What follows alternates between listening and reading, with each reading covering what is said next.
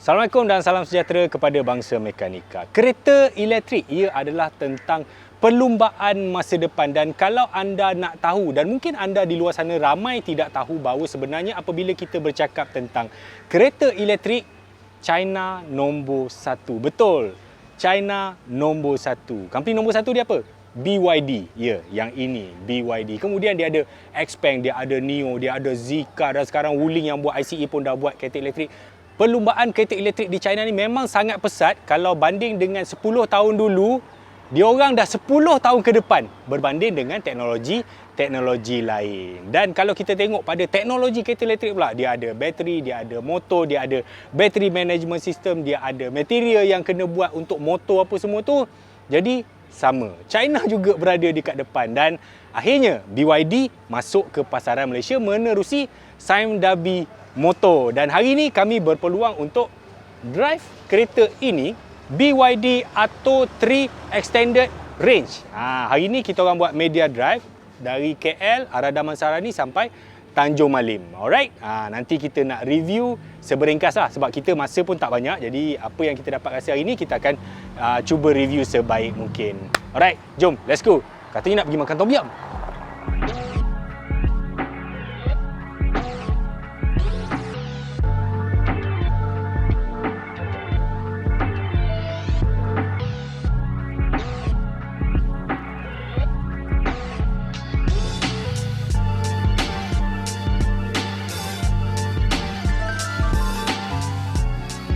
Okey, kita dalam perjalanan nak pergi Tanjung Malim. Ada satu kedai tom yum ni memang sedap. Dia dalam hutan, tapi biasa saya ride dengan geng-geng motor ke sana. Cuma hari ni kita bawa kereta BYD Atto 3, kereta elektrik. Actually hari ni adalah hari media pergi jalan-jalan. Ya, ada 10 buah kereta dan 10 media berpeluang memandu uji BYD Atto 3, kereta elektrik yang dilancarkan pada Disember lepas.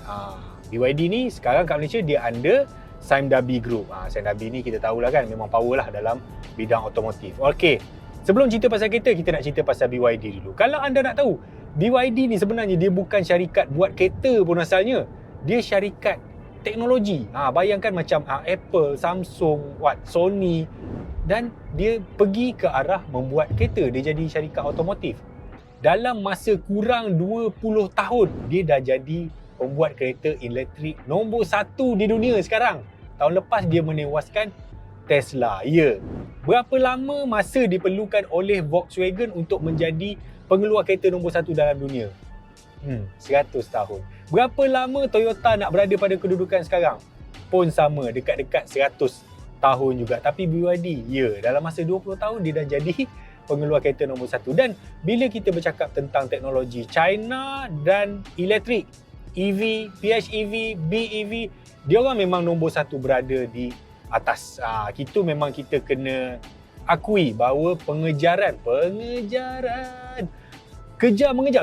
mengejar perlumbaan kereta elektrik China memang sangat-sangat maju. Bayangkan pada 2017 waktu saya pergi kat China, waktu 2017 tu dia orang dah mungkin 10 tahun di depan berbanding dengan mainstream EV maker yang lain dalam dunia. Dan kat mana pula dia sekarang? Itu yang kita nak cerita. Jadi sebab itu Sime Darby dia pilih BYD ni, pengeluar kereta elektrik nombor satu di dunia. Dan dia orang sign dealership tu dekat BYD bulan 9, bulan 12 dia dah form company, bulan 1 kereta dah masuk, dan 1000 lebih dah unit kereta ni terjual. BYD Atto 3, sebuah SUV mid size. Okey, ada berapa spek? Masuk Malaysia ada 2 spek saja. Dia panggil Standard Range dan juga Extended Range. Apa beza dia? Macam biasa, macam EV-EV yang mainstream dalam dunia lain, Standard Range, dia punya jarak perjalanan dia 410 km. Bateri dia saiz 49 kW. Extended Range, saiz bateri dia almost 60 kW dan dia boleh jalan sehingga 480 km. Harga, yang Standard Range harga dia 149,800 dan Extended Range 167,800. Okey, dan bila bercakap pasal kereta elektrik, jika anda ada plan untuk beli kereta elektrik, saya cadangkan anda beli yang paling tinggi yang ada pada hari ini. Kalau ada 2 spek, beli spek yang paling tinggi. Sebab beza 20,000 macam tu, kalau monthly payment pun dalam 100-200. Dia tidak banyak beza dah. Sebab apa? Sebab kereta elektrik, teknologi BEV ni sangat laju. 50 kilowatt pada hari ini, 5 tahun lagi dia akan jadi dinosaur, kuno. 5 tahun lagi dia mungkin dah jadi macam standard enjin kelisa dah, bukan lagi enjin yang besar-besar macam Honda Civic. Kalau kita nak buat perbandingan. Di mana kelebihan BYD ni? Dekat teknologi bateri dia yang dipanggil BYD Blade Battery. Okey, kita tahu majoriti EV daripada China akan menggunakan bateri LFP, lithium fosfat. Sedangkan majoriti EV player di luar sana, Hyundai, Kia, Tesla, BMW, Mercedes, Audi, Volkswagen, Volvo, semua pakai lithium ion. Kenapa? Sebab China dah patentkan dia punya LFP bateri ni. Dia cuma open source pada tahun, kalau tak silap saya, 2020. Jadi pada masa itu industri lain dah develop lithium ion. Sebenarnya LFP lebih bagus. Kenapa? Sebab bateri ni lebih compact dan juga lebih ringan. Okey, dalam kes BYD Blade Battery ni pula, BYD dia invent lagi satu teknologi yang dipanggil Blade Battery ni lah. Okey, apa dia Blade Battery ni? Blade Battery ni purpose dicipta adalah sebab safety. Kita tahu lithium ion atau mana-mana teknologi yang memberikan kuasa, membekalkan kuasa, tak kira lah dia bateri ke apa benda kan, dia ada risiko untuk terbakar. Ya, kalau dibandingkan lithium ion dengan lithium fosfat, lithium ion lebih mudah terbakar. Lithium fosfat LFP yang dibuat secara in-house oleh BYD Blade Battery ni, dia orang dah test ni. Dia ada penetration test, heat test, crash test. Jadi dengan ujian yang dibuat ni, terbukti bahawa bateri tu lebih selamat. Dia orang dah test sehingga suhu 400 darjah Celsius dan apa dia panggil overcharge. Overcharge test tu dia buat sampai 260% dan bateri tu okey. Tak meletup, tak terbakar pun. Memang terbukti dalam video-video kat YouTube semua, korang boleh check lah. Google je Blade Battery BYD. Okey dah, saya rasa boring dah orang nak dengar pasal teknologi. Jadi kita nak cerita pasal kereta ni. Okey, daripada luar mungkin kita nampak macam generic, macam biasa, macam SUV biasa. Tapi sebaik saja anda masuk ke dalam, saya bila masuk kat dalam kereta ni tengok, apa benda ni? Ni kereta ke apa ni? Jadi saya tak rasa semua orang boleh terima design begini. Design dia sangat futuristik, luar biasa, dramatik. Apa lagi istilah yang kita nak pakai? Tak pernah ada satu pun kereta dalam dunia yang orang terfikir untuk design macam ni. Bayangkan, dia punya door poket tepi ni ada tali gitar. Siapa pernah terfikir nak letak tali gitar dekat poket pintu? Ni, door handle duduk atas speaker yang tak serupa door handle pun. Siapa yang terfikir untuk buat macam ni? Ni, ventilation, dia punya lubang aircon ni, ada ke bentuk dumbbell macam ni? Steering dengan bentuk yang pelik macam ikan paus. Switch dia jadi finishing yang memang sangat-sangat luar daripada kebiasaan. Dan saya rasa memang agak kena ambil masa sikit kalau kita nak pakai kereta ni. Yang lagi best, kita orang perasan tadi dia punya screen. Dia boleh horizontal, dia juga boleh vertical. Maksudnya dia boleh melintang dan juga boleh menegak. Satu lagi, untuk kereta dalam price range ni, mana ada orang bagi premium dengan soft touch sini, kulit sana, synthetic leather sini kan? Tak ada dah. Memang itu yang saya kata tadi. Teknologi China ni, bila dia dah invest, bila dia dah invent dalam sesuatu benda tu, dia akan buat yang terbaik. Dalam masa 10 tahun, dia boleh buat kereta yang macam ni. Finishing dia, saya rasa ini saya masuk, saya duduk, ya Allah, sedapnya seat dia. Jadi seat tu sedap satu hal. Siapa boleh buat seat dengan benang color merah, tengah color putih perforated, tepi color biru? Dia akan ambil masa sikit lah untuk kita terima design macam ni. Tapi dari segi features, dari segi function, okay? Dia dah ada electronic parking brake, dia ada sunroof, dia ada 360 camera. Yang ini menarik. Dia ada 360 camera, tapi dalam kamera depan tu bukan saja dia monitoring kamera, dia bertindak sebagai DVR. Jadi ada dashcam dah, built-in dashcam lah, senang kita cakap kan. Kalau kereta-kereta lain mungkin dia akan terjojol dekat sini, kena sambung wiring apa semua untuk buat dashcam. Dashcam ni penting tuan-tuan, kena ada. Jadi China dia dah tahu benda ni, dia orang dah predict benda ni 10 tahun lebih awal, so dia dah built-in kan dalam tu. Canggih, nampak? dah jimat 200-300. Seterusnya, dia punya infotainment ni memang dah ada connection Android Auto dan Apple CarPlay. Cumanya dia masih pakai kabel Apple CarPlay tu. Yang Android Auto dia belum dapat lesen lagi. Katanya mungkin sekitar ujung tahun ni macam tu. Tak lama dah. Sementara tu cocok je lah kabel.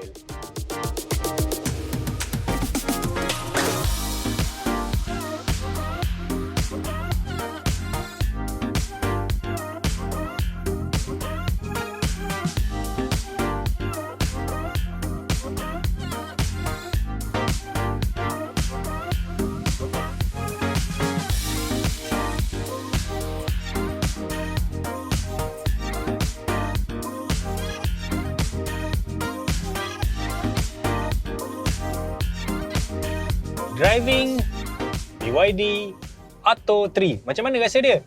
Okey, kita baru keluar highway ni. Saya nak cerita yang ni dulu. Keluar highway daripada Plus ke Bukit Tagar ni, dia punya jalan, ya ampun, wujud lagi jalan macam permukaan planet Marikh ni. Tapi duduk dalam kereta ni, wah, saya betul-betul tak sangka dia orang boleh buat seselesa ini pada kereta harga ini, pada kereta kelas yang ini. Okey. Dari segi driving, selesa, saya rasa kereta ni kena consider kalau anda nak kereta yang selesa. Dia punya bump and rebounds dia, wah, tak tahu nak cakap lah. Tapi bila laju dia ada sedikit dramatik lah. Itu kita kena admit, kita kena pilih sama ada kereta yang terlalu stabil ataupun nampak dia langgar lubang. Sedap macam ni, okay? Feels driving dia tak banyak berbeza dengan kereta ICE.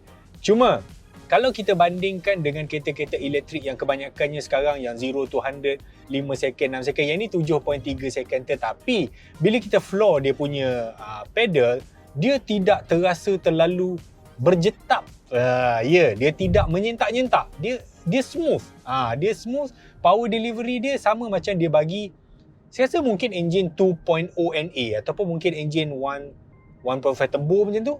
Okay, jadi dia tidak terlalu G-force sangat. Jadi untuk orang yang beralih daripada enjin nak pakai elektrik, kereta ni saya rasa dia tidak ada masalah untuk menyesuaikan diri. Tapi ada dua benda yang saya rasa agak annoying untuk kereta ni.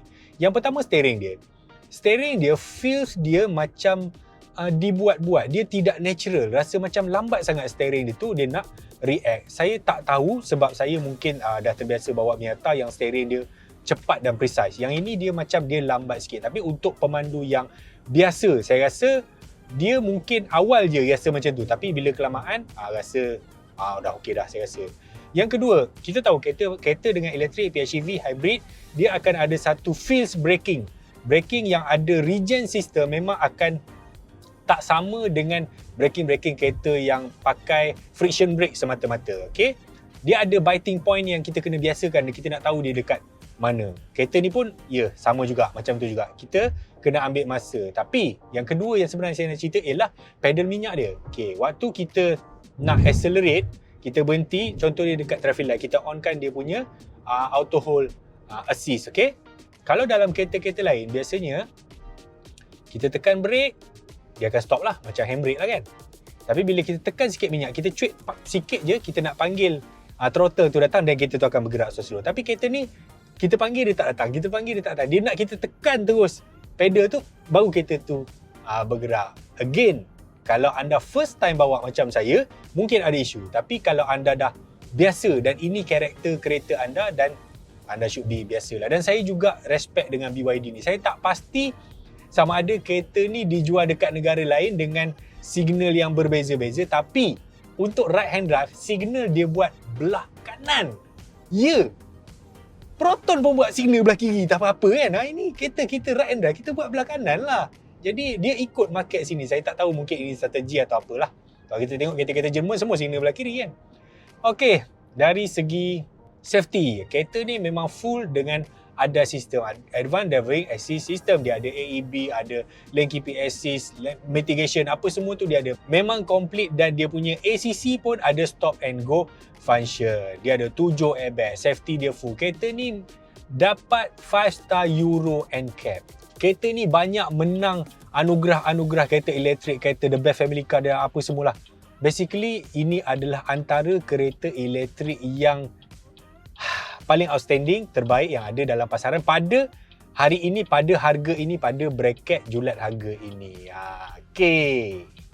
Okey, kita dah sampai dekat lokasi kita nak makan sekejap lagi. Itulah tadi tentang BYD. Kalau nak bercakap pasal design sikit je lah kot. Dia memang generic lah. Kalau kita tengok SUV daripada China, kebanyakannya memang beginilah bentuk dia. Lampu depan dia ada yang kata macam Corolla Cross, belakang dia ada yang kata macam Mazda MX pula lah, CX-30. Cuma ada beberapa benda kecil yang mungkin saya rasa saya nak komen sikit. Contohnya finishing yang ini. Sebenarnya tekstur macam ni okey, tapi kalau dia buat hitam saya rasa lagi cantik. Dia tak nampak macam over design sangat. Dan logo kat belakang ni, Build Your Dream, punyalah besar dia punya logo. Patut dia buat logo BYD kecil pun okey lah. Tapi itu pandangan mata saya. Alright, anda yang mungkin nak beli kereta EV boleh consider yang ini. BYD memang canggih dia punya bateri. Bateri dia nak supply dekat Tesla dan juga dia orang nak supply dekat Toyota. Canggih. Dalam segmen ini ada Orago Cat, ada Kona EV pun boleh consider. Dan jika anda berminat, anda kena test kereta-kereta ni barulah boleh decide. Sebab jangan dengar kata saya 100%. Sebab saya kan scammer. Okey, sehingga berjumpa lagi pada anda di luar sana yang mungkin baru saja menemui channel Mekan. Tolong tekan butang subscribe dan juga butang lonceng. Yang dah subscribe tu, thank you. Jom makan.